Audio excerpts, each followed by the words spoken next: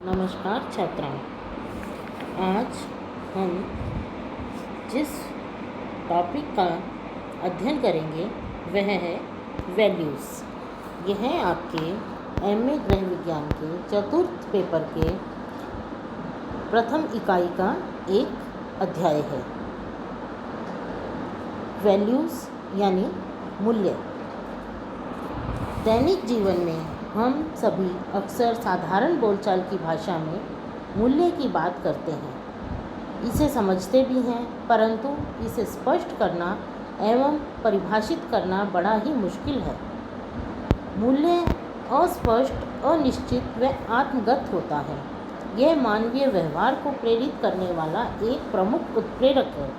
यह जीवन को सार्थकता प्रदान करता है। बिना मूल्यों के व्यक्ति का विकास नहीं हो सकता, ना ही जीवन में सफलता प्राप्त हो सकती है। वास्तव में मूल्य व्यक्ति के जीवन के लिए प्रेरक बिंदु होते हैं।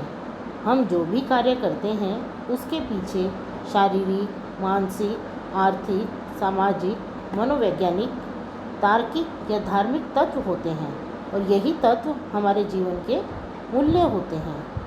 यद्यपि यह आवश्यक नहीं है कि इन मूल्यों से प्रत्येक व्यक्ति प्रत्यक्षतः प्रभावित होता ही हो, परंतु परोक्ष रूप से प्रत्येक व्यक्ति इन मूल्यों द्वारा ही प्रेरित होकर कार्य करता है।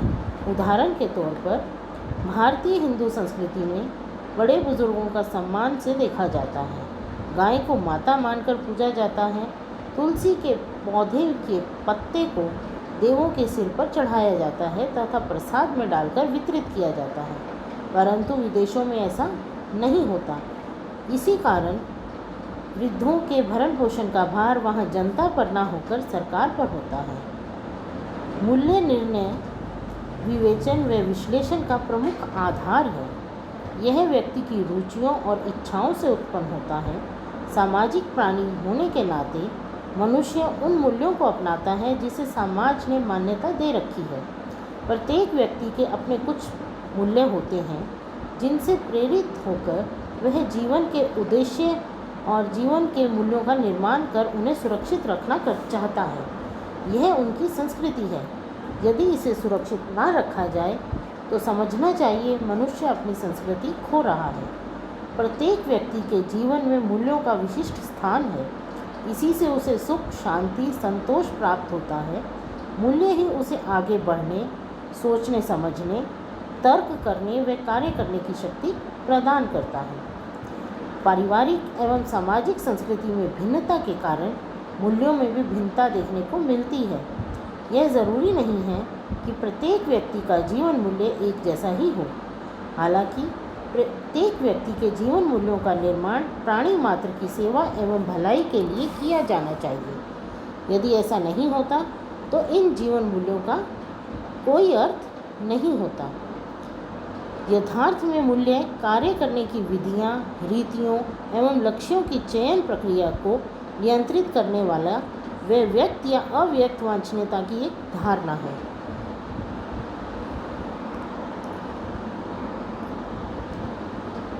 परिभाषा, डेफिनेशन। आइए अब मूल्यों को परिभाषित करें। मानवीय मूल्य मानव का व्यवहार को प्रेरणा देने वाले कारक हैं। यह उसे न्याय, विवेचन व विश्लेषण करने हेतु आधार प्रदान करते हैं तथा इनमें यह गुण होता है कि जिससे वह विभिन्न विकल्पों में से बुद्धिमत्तापूर्ण चयन को संभव बनाते हैं। यानी इन्हीं मूल्यों के आधार पर मनुष्य निर्णय लेता है, वह उन्हीं से प्रेरित होकर विभिन्न कार्य करता है। मूल्य हमारे किसी भी कार्य करने का आधार होते हैं। समस्त मूल्य मानवीय होते हैं। व्यक्ति ही उनका सृजन, मूल्यांकन व उपभोग करता है। मूल्य व्यक्ति व समूह की इच्छा के अधिक स्थायी समूह हैं जिनके प्रति वे सतत क्रियाशील रहते हैं।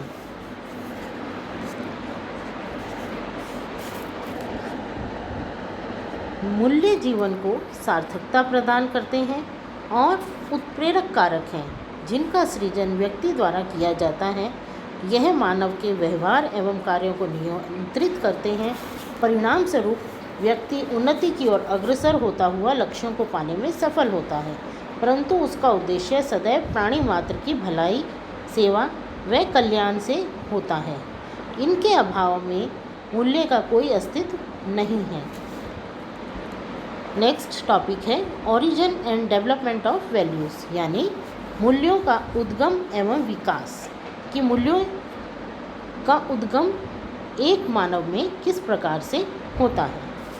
मनुष्य एक सामाजिक प्राणी है। परिवार द्वारा ही उसका पालन पोषण होता है। वह जिस परिवार में पलता बढ़ता है, जिस समाज में रहता है, उसी के द्वारा बनाए गए मूल्यों को वह ग्रहण करता है या आत्मसात करता है।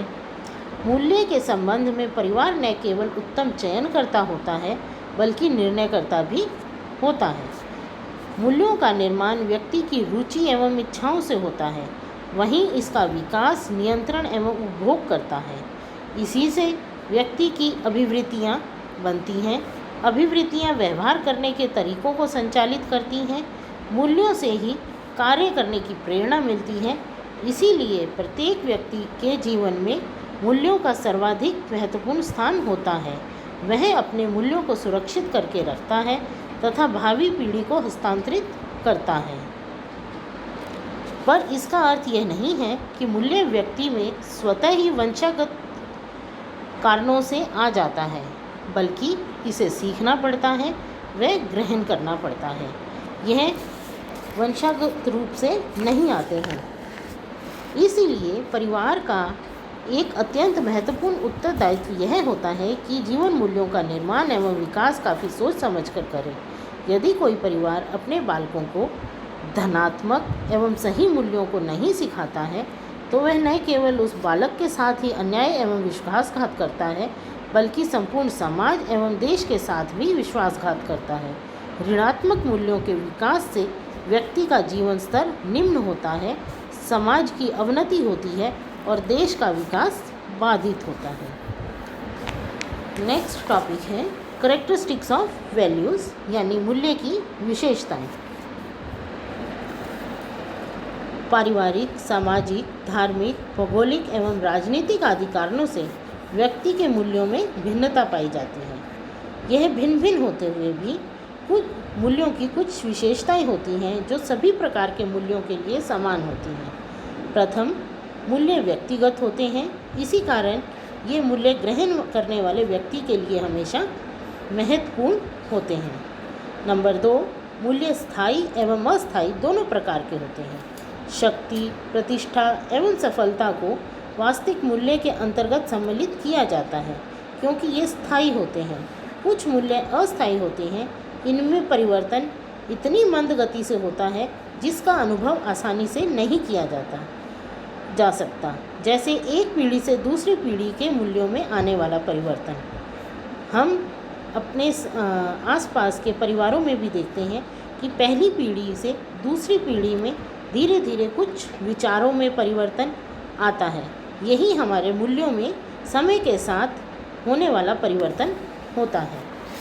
नंबर 3, मूल्य ऐच्छिक एवं संतुष्टि प्रदान करने वाले होते हैं।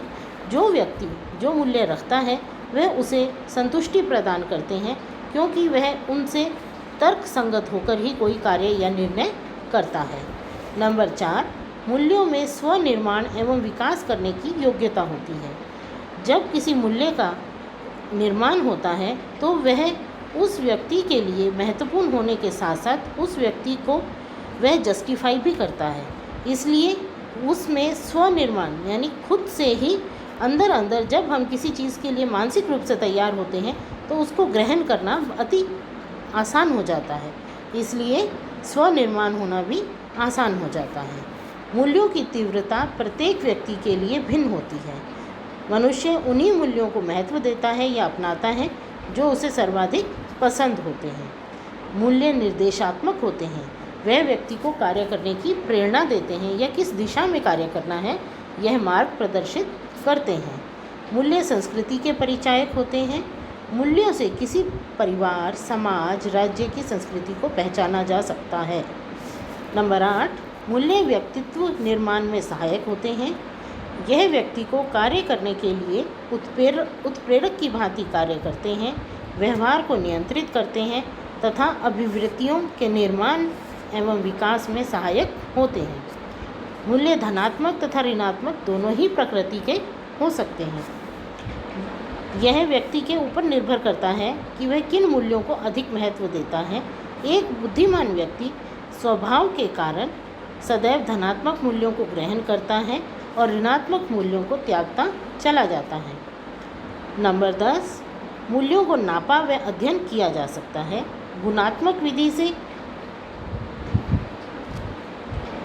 इसे नापना कठिन है, परंतु गणनात्मक विधि से नापना कठिन है, परंतु गुणात्मक से इसे अभिव्यक्त किया जा सकता है।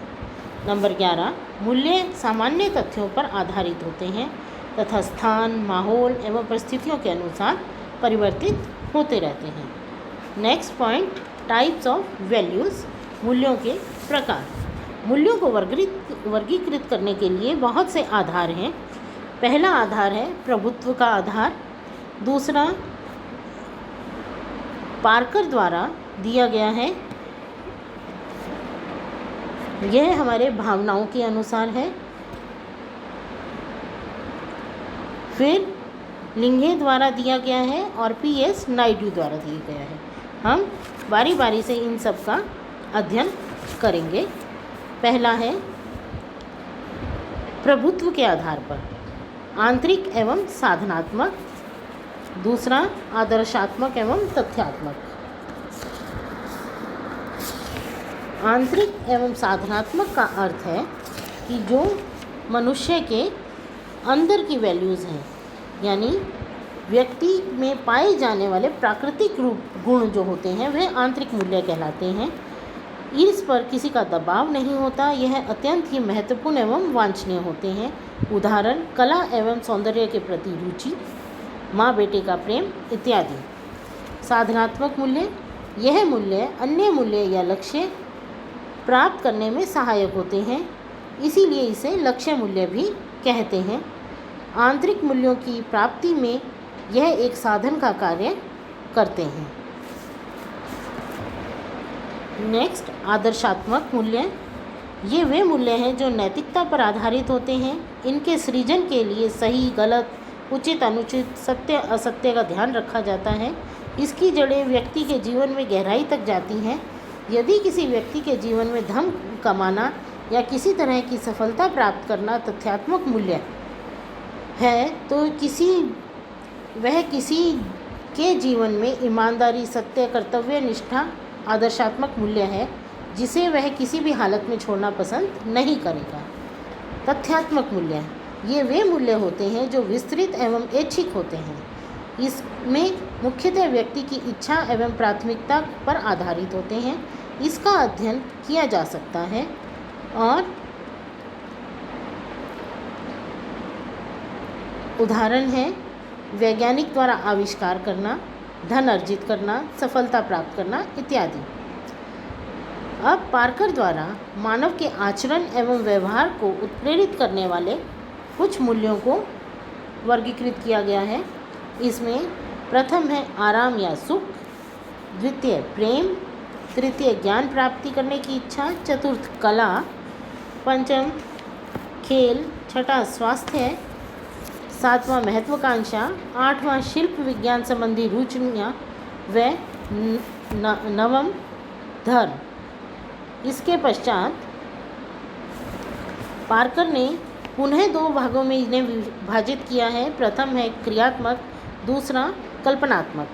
क्रियात्मक मूल्य वे मूल्य होते हैं जो वातावरण के साथ समायोजन करने एवं उसमें पारस्परिक अंतःक्रिया करना सिखाते हैं। इसमें वस्तुओं की वास्तविकता पर विश्वास किया जाता है। और दूसरे मूल्य हैं कल्पनात्मक। इसमें ये मूल्य वस्तुतः कला एवं सौंदर्य की अभिव्यक्ति से प्राप्त संतुष्टि पर आधारित होते हैं। मस्तिष्क में उनकी उत्पत्ति होती है। इस मूल्य में खेल, कला की रचनात्मकता में संतोष, धर्म से प्राप्त संतोष सम्मिलित होते हैं। लिंडसे ने मूल्यों को मुख्य रूप से 6 भागों में विभाजित किया है। इसमें प्रथम है सामाजिक, द्वितीय आर्थिक, तृतीय सैद्धांतिक, चतुर्थ सौंदर्यात्मक, पंचम राजनैतिक व षष्ठ धार्मिक मूल्य।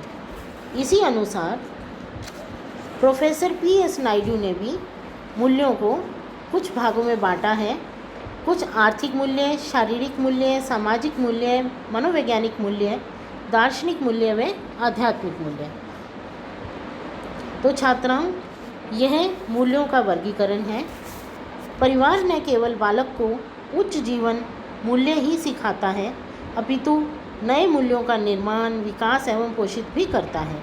इसीलिए जीवन मूल्यों का निर्माण सदैव सोच समझकर किया जाना चाहिए। ऋणात्मक जीवन मूल्यों को बिना हिचकिचाहट के तुरंत ही त्याग देना चाहिए, तभी व्यक्ति परिवार वांछित सफलता एवं उन्नति प्राप्त कर सकता है।